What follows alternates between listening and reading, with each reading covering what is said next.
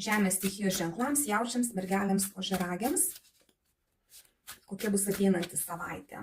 Bendras fonas savaitės. Pagrindinė nuotaika jūsų, kaip busite nusiteikę. Kas ateina į jūsų gyvenimą? Darbai, jūsų veikla.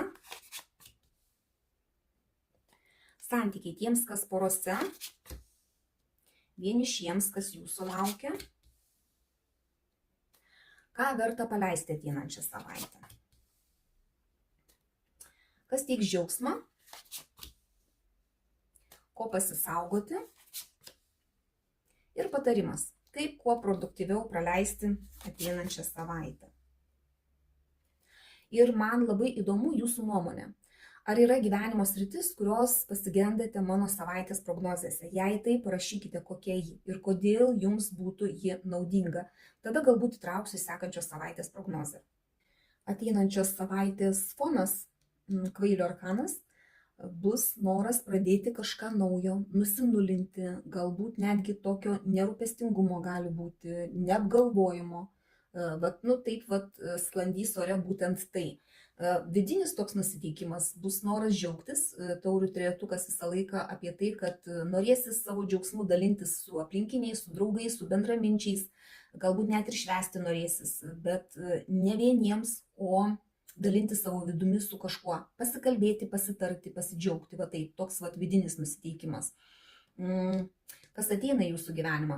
Čia stabilumo arkanas. Monetų septintukas sako, kad reikės kantrybės ir ateina toks etapas, kai reikės laukti kantriai tam, kad sulauktumėt.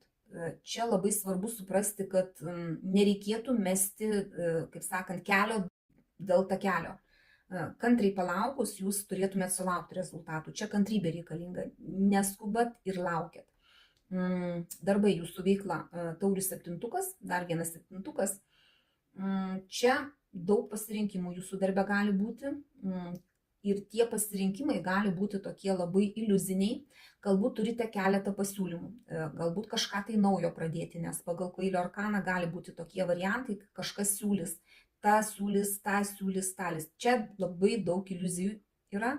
Ir svarbu suprasti, kad jeigu yra daug pasiūlymų, išsirinkit neskubėdami, atmetę tą savo impulsyvumą, išsirinkit kažką tai realaus, ką galite iš tikrųjų pasiekti. Tiems, kas ieškote naujo darbo, čia irgi yra labai tikimybė tokia, kad galite turėti keletą pasiūlymų, tai reikėtų išsirinkti protingai. Netgi jeigu norit kažką tai naujo pradėti, nesielkit impulsyviai, išsistudijuokit, pagalvokit apie tai, ką jūs iš tikrųjų galite realiai nuveikti, o ne tai, kad kažkas kažką pasiūlė, jūs ten nelabai žinot apie ką, bet vis tiek puolat daryti, tai galit nusivilti. Santykiai. Tiems, kas porose, čia gynybinis arkanas, iš vienos pusės gali jums tekti gintis tiesiog nuo partnerio, tikrąja ta žodžio prasme, kad atstovėti savo ribas, galbūt ten yra kažkokie tai santykiai tokie, kai vienas kažkuris puola, reikalauja, o kitas tiesiog turi atstovėti.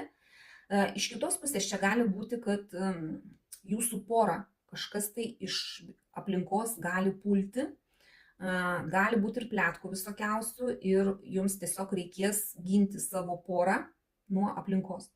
Gali kištis draugai su kažkokiais netinkamais patarimais, gali ten visokios tetos, mamos, uošvienės gali irgi kištis į gyvenimą, mokyti, kaip reikia gyventi. Jūs tiesiog turit ateinančią savaitę atstovėti savo ribas, kaip poros ribas, kad niekas nesikištų į jūsų poros gyvenimą, kad tik tai jūs viduje galėtumėt spręsti, kaip jums elgtis ir ką jums daryti.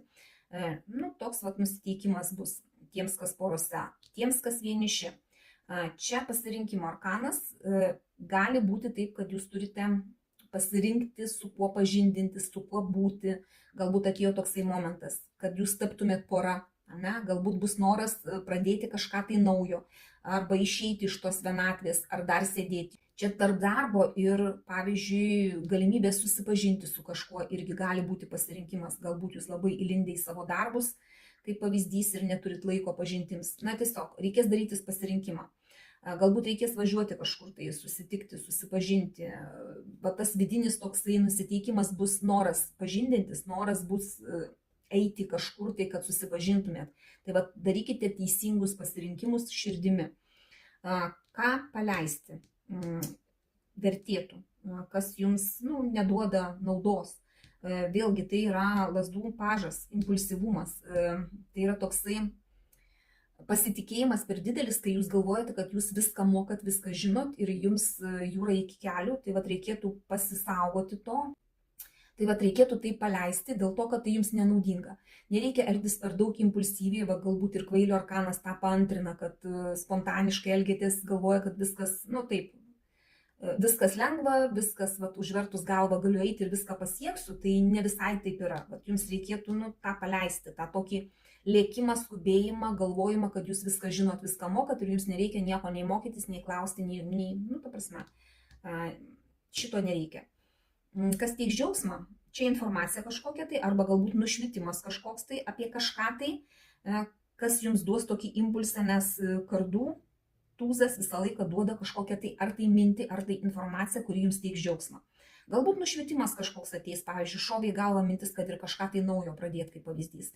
Arba čia pasirinkimas kažkoks tai yra dėl darbo kaip pavyzdys, irgi šovė į galvą mintis ir jūs džiaugiatės tuo. Arba informaciją kažkokią gavot, kad ir pasiūlymus kažkokius, ar ten, nežinau, čia irgi pasirinkimas partnerio, galbūt kažkas tai tarp dviejų žmonių šovė į galvą kažkas tai, gavot informaciją ir džiaugiatės tuo. Bent jau tai turėtų, gal patys kažką tai išsiknisot, kažkokią tai informaciją, kuri jums reikalinga ir tai teikia džiaugsmo. Ko pasisaugoti?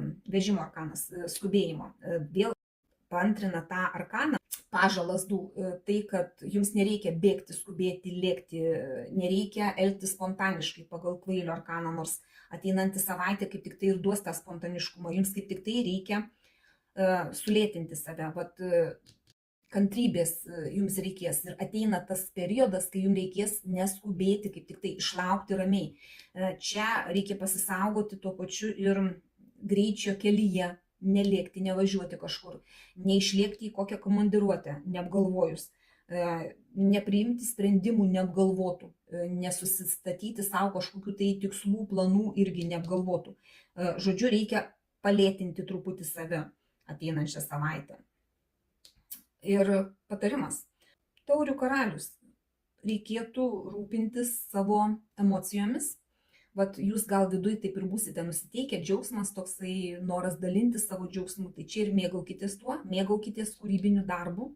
Galbūt irgi turit pasirinkimą tarp kelių darbų, čia irgi taurės yra būtent, bet atsirinkit, kas yra realu, o kas yra iliuzijos. Ir, kas šeimose, džiaukitės savo šeimą, mylėkite, rodykit meilę savo artimiems, savo mylimiems žmonėms, tas toksai nusiteikimas turėtų būti, rūpinkitės, nes čia ir rūpestis, ir globa gali būti, ir tas toksai laikas ateinančią savaitę turėtų jums teikti irgi džiaugsmą. Todėl niekur neskubant, kad ir ką jūs darytumėt, ar pradėtumėt kažką tai naujo. Čia gali būti ir apie vaikus dar arkanas, tai irgi galbūt jeigu turit vaikų, tai su vaikais praleiskit laiką. Ir ta savaitė turėtų būti visai nebloga, bent jau tokios aš jums jos linkiu. Priimkite tik tai, kas rezonuoja, visą kitą paleiskit. Dėkoju už jūsų laiką, širdutes ir iki sekančio karto.